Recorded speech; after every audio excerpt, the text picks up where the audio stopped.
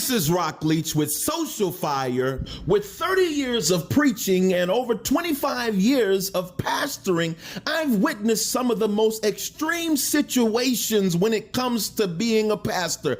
I've witnessed congregants with extreme drug addictions, congregants who were alleged killers, and congregants who were known killers. However, I've never had to deal with, while I'm preaching my sermon, having to look down the barrel of a gun, knowing that my children are going to witness the death of their father right before their eyes. You don't want to miss this video. Now click that like button and that bell notification so you'll be notified every time we put out a new video while you prepare yourself for this video clip. And I'll come back with some commentary. Let's go.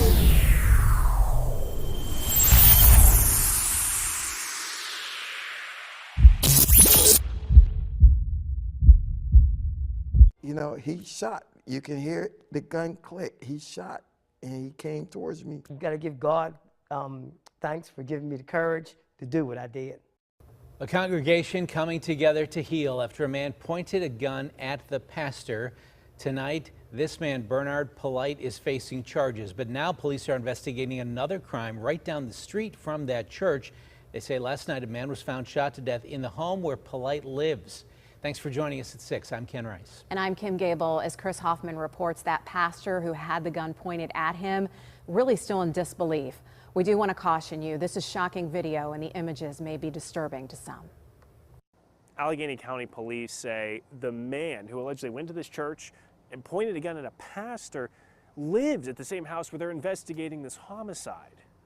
Police say they were called to this house near Stokes Avenue and Colmont Street for calls of a man shot. Inside, they found 56-year-old Derek Polite dead. It's the same address as the one listed for Bernard Polite, who allegedly pointed a gun at the pastor Jesus' dwelling place just down the street in North Braddock, walking in during the sermon as it was being live streamed. Neighbors say the two are cousins. I was really shocked. You know, I couldn't really believe it. Derek Polite's death is still under investigation. Bernard Polite, meanwhile, was arraigned on a charge of attempted homicide for allegedly firing the gun at Pastor Glen Germany. I'm blessed to still be here. Pastor Germany was still emotional, recalling the moments of fear just 24 hours after he saw the gun pointed at him. His 14-year-old daughter was in the congregation. He thought it was the end. Just watching my daughter break down after the fact of what happened and her seeing it, yeah, it touches you in a way. Bernard Polite and the pastor don't know each other. He allegedly went in and out of the church a few times prior to pointing the gun at Germany. Court papers say Polite told the pastor God told him to do this. Germany believes he may have been under the influence of something. Once we had him down, he gave me no fight. He was talking to me no different than what me and you're talking. And even when I talked to him later in the police car, he apologized to me. At this point, the pastor doesn't plan to have extra security or police for their services. He wants the doors to be open. Pastor Germany says he forgives Polite for doing this and wants to work with him to make sure he can better his life. In North Braddock, Chris Hoffman, KDKA-TV News.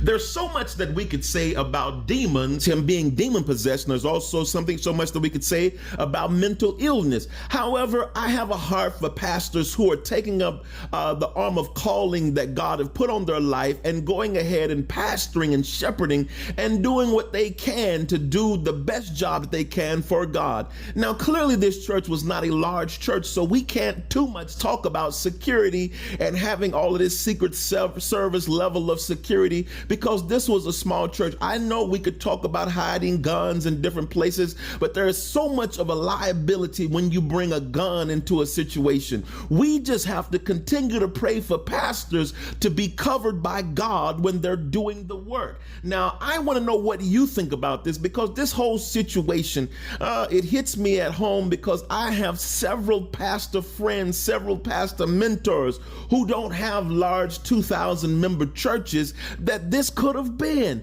But I thank God that God had this pastor covered by the blood of Jesus and his hedge of protection around him, because the gun didn't click and the devil's plan didn't work.